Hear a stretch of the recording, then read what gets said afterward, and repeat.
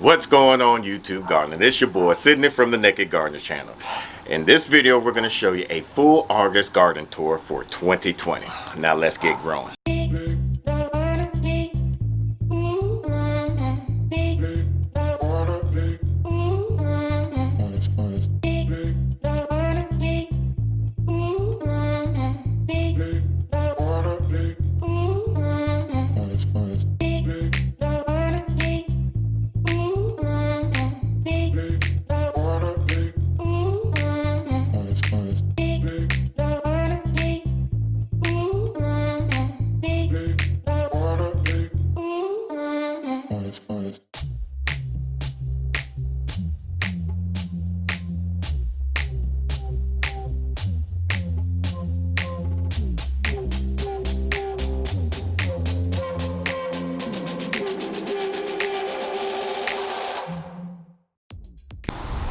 So, we're growing something in the front of our house and we're not supposed to. Alright, so here we, as Mrs. Naked Gardener said, we snuck some okra in here to kind of add some extra starts that we had. These right here are the Alabama Reds, and we're getting a few fruits off of these already. And here are the where we had the red velvets from Essence Family Garden. We got a flower that bloomed over there, and we figured that this is going to do very well since we get this Texas heat, and it almost kind of simulates Africa temperatures since these are basically from Africa. So we're excited about these. Hopefully we can get a nice harvest. Interestingly enough, these are all fruiting a lot faster than all of the ones we have in the containers in the Okra Lane. Yeah, so I mean we got a lot of fruit right here, and this was all basically catalogs and black cow mix. Okay, so this bed right here, we've shown you in one of our previous garden tours that the tea garden didn't get to be built in the front of our house, so I had to find places to put my cerise queen, my yarrow, which has been thriving really well, and I have some yarrow there and some yarrow there. This borage, I had it in a few places, but it's pretty spent. If you can see here, like I have to go through and I need to cut some of this off, and it just isn't doing as well as I was hoping. We have some St. John's wort right here. The St. John's wort, it seems like it's kind of stagnant, like it's not progressing, it's just like there, it's not doing anything, and I know it should have already flowered by now. Usually in June, here in our growing zone, this would have flowered. So I don't know what I might be doing wrong. Comment down below if you have some advice for me for my St. John's wort. Alright, so we're here in the tomato alley, and we're been growing some early brassicas. Look like we have a few damages here, but it's going very well. Hopefully by October they can start sprouting up. From what they were saying from Baker's Creek, that they get so tall and the stem gets so thick that once you chop it down, they can use it as a walking stick. So kind of excited about seeing that. Alright, so here we have our pork chop tomatoes, and they're starting to get some blooms on here, and we're very excited about that. Right here we have these blue cream tomatoes, and I don't think I'm going to grow these again because I've noticed when we had them in our two-tier garden over there, they were susceptible to spider mites. I'm not sure, when we went to Jess Roots and Refuge farm, they didn't have any spider mites, so I think it's just around our climate area they get more susceptible to spider mites. So we're not going to grow these in this area anymore. I mean, it's just horrible. I think I might just wind up cutting it down, who knows. Then here we have our pineapple tomatoes. They're starting to get some blooms on here. Last week, or the week last time I was here, I topped them off. So now they're just going to start getting a little bit more bushier. And then we get into Mrs. Naked Gardener's sneaky yellow pear tomatoes. Oh, let's reveal the juice on that. Okay, so these have been producing a lot of fruit off of Are here. they the only thing that's been Well, producing they were out here? from start, so I don't want to hear it. But we've been getting a lot of like here we got a few already blooming. They're just gonna once they hit the sun and get ripened, they'll get a nice yellow color to it. They're very sweet. And they're very sweet. Most of the times when you get a yellow, orange tomatoes, those are going to be more of the less acidy and a little bit more sweeter than that. All right, so this is a nice addition that we started transplanting in here. This is a zinnia. Once it got up to about 6 inches, we cut it off right here, and as you can see, it started sprouting out. So I'm not too familiar on how growing zinnias. I want to keep on making it a little bit bushier, so I'm thinking about cutting it off right where you see these sprouts at. So I'm thinking about cutting it off right there so it can grow more bush and just get more and more bushier. All right, over here we have Okra Lane, and we have to do this early in the morning. Right now it's about like 9:30, about 90 degrees in Texas, because otherwise later on these leaves just get a little bit too wilty. And to help us with watering, we added some mulch to kind of hold some of the moisture and keep some of the roots cool. But even though this one, this is the Vigoro mix, even though it has a lot of leaves and looks very luscious, as you can see, the lower leaves has like some kind of disease. We're going to start doing a peroxide mix on here and start doing some sprays on there to kind of keep it from spreading. As you see, this is the Miracle Grow, very puny, and we figured that since it had a lot of woody material in the soil mix, potting mix, that it wasn't going to do anything. We think it's competing for the nitrogen. Yeah. Here is the Kellogg's mix. This is the second best one out of the foliage one, but as you can see, once again, the younger leaves or the older leaves are having some type of black spots disease or something on there, but they look pretty good, but and then this is our naked potting mix. We got about 2 on there growing and some fruit on here, and no issues hardly with the older leaves, any disease. So I think we like our mix a little bit better, and I think we're going to continue on with that. All right, so here we're very excited about this. We're in the container garden area, and we have this sugar cane, and we've looked at it and see that we have some sprouts coming up from it, and it's growing very tall. It's probably about 3.5 to 4 feet tall.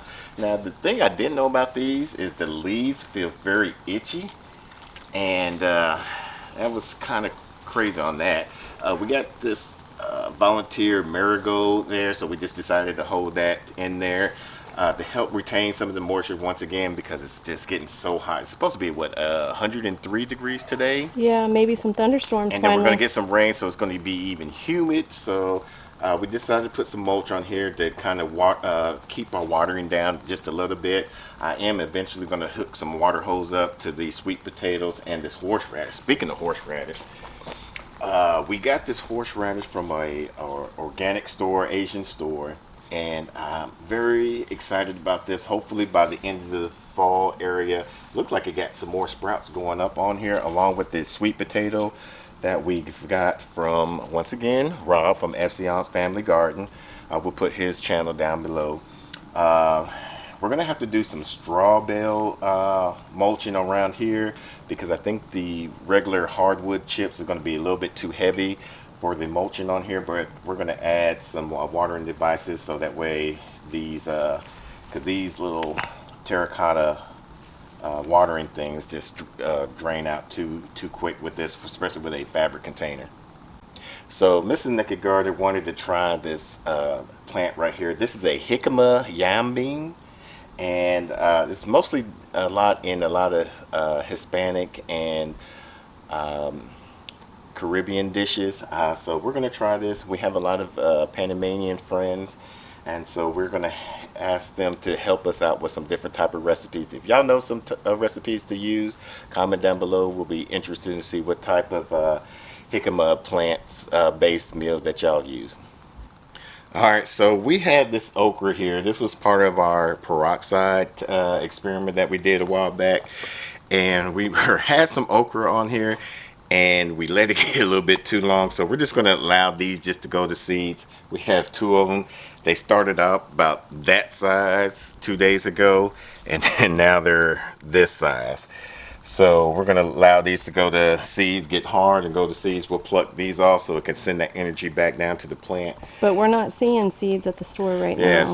since there's a lot of decreasement of seeds, we're not even seeing seeds right now. We're definitely going to allow these to go to seeds. And these are just a regular Clemson, right? Yeah, that's Clemson spineless. So two of these pods will be enough seeds for us to carry on to the following year.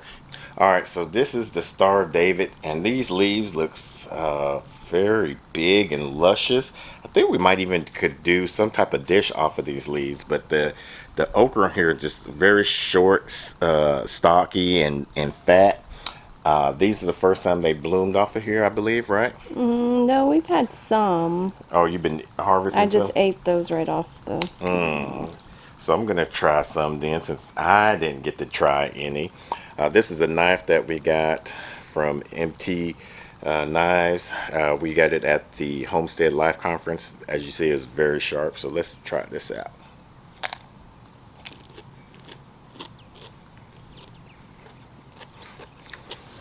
I guess when they get this big, it's still tender, but you could taste the woodiness of it. I probably would have saved that one for seeds, maybe. Yeah. Well, now that we know that once it gets this big, because I thought it was going to get a little bit bigger. They're But, just fat yeah. and short. But they're still good, but you can hear the crunch on it. So, all right, here we have our herb garden. This is a bed that I gave built for Mrs. Naked Gardener last year. And as you can see, she has a lot of basil and different types of herb, mostly basil in here. And she just harvests a lot of these. And these grow very quick. So after about 2 weeks, they'll even sprout up more and get a little bit bushy. We have some stevia that we're growing in here as well. And one of our viewers in one of the videos that we did was requesting about doing a video about this. So stay tuned for that. If you're interested in what we're going to do for the stevia, make sure you hit that subscribe button and hit the bell icon so you don't miss that upload. Mr. Naked Gardener got in a lot of trouble last weekend because he topped off my one and only sunflower plant.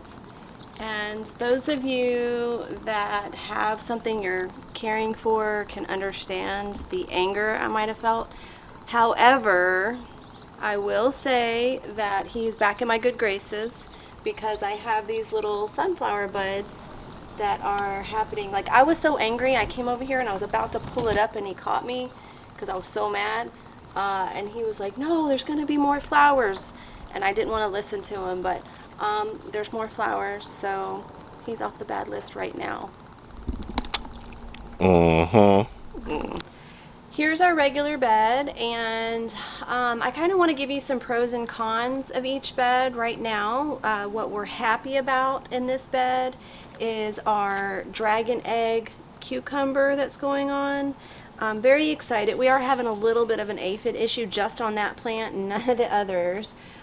This bed has been somewhat disappointing because well, first and foremost, you guys know that I love the passion flower that we've had. Beautiful blooms. I was in love with it, but it has become my enemy.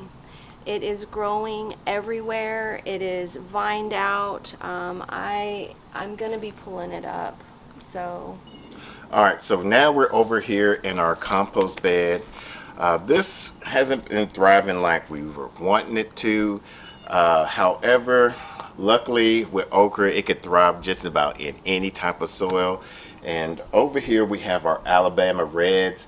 And with the Alabama Reds, they're starting to take off. I think it's getting the right amount of heat and the sun exposure, because right here the sun and the evening sun is able to come down on these. And just about each one of these plants has at least a minimum of 2 clusters, I believe. And it's starting to take off.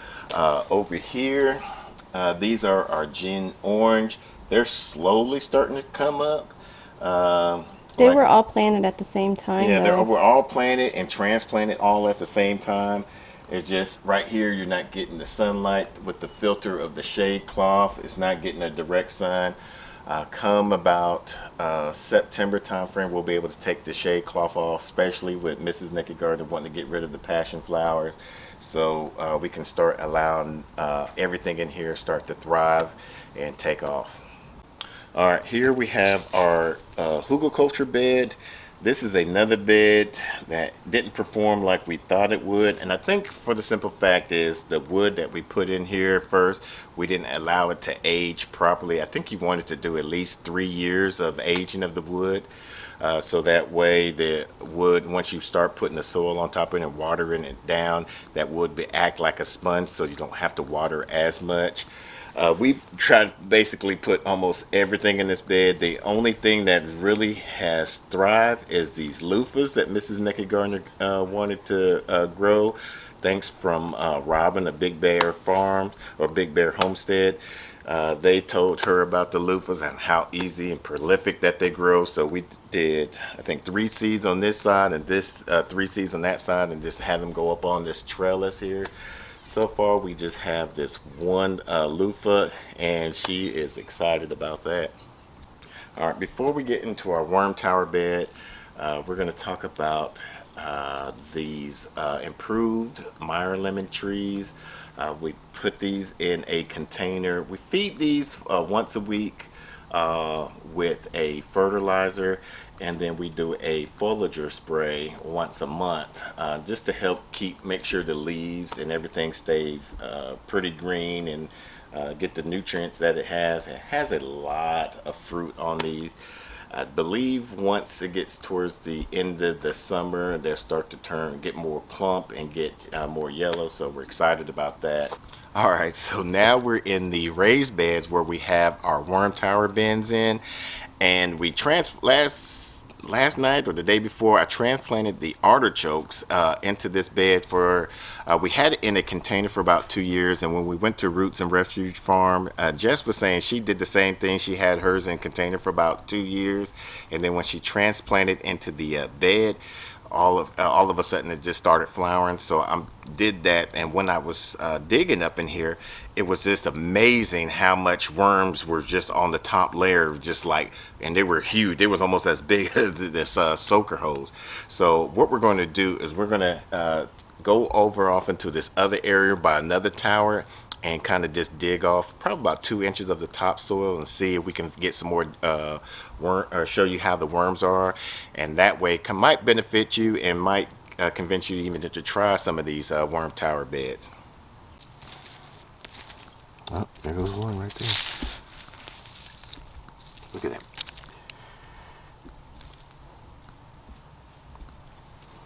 He's just jumping around.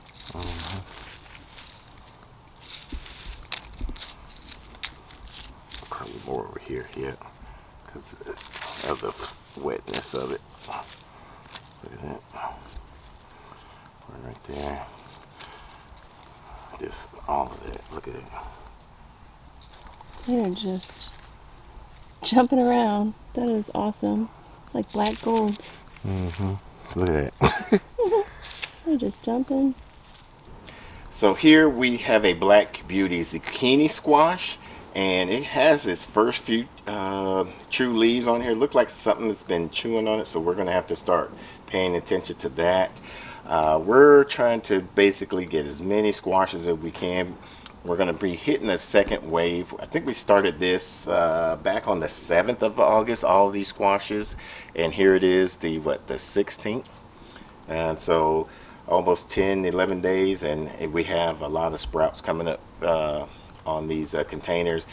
Next, what we're going to do is put some mulch, maybe some straw, some hardwood mulch around there. We've got the marigold around here to kind of fight off, deter any types of pests that's going to be harming these. I'm going to try an experiment because we had such a problem with the squash borers. I watched a few things that talked about the pantyhose at the base. Yeah. So I'm going to actually try that as an experiment on these squash. Yeah, we was watching the video of Sow the Land, and he was talking about doing some of that, putting some either aluminum foil or some pantyhose. So we're we're interested in trying some type of way to keep the squash vine borers on that, and then we're going to be due diligent in making sure no squash bugs harm any of the leaves and the fruit off of our plants.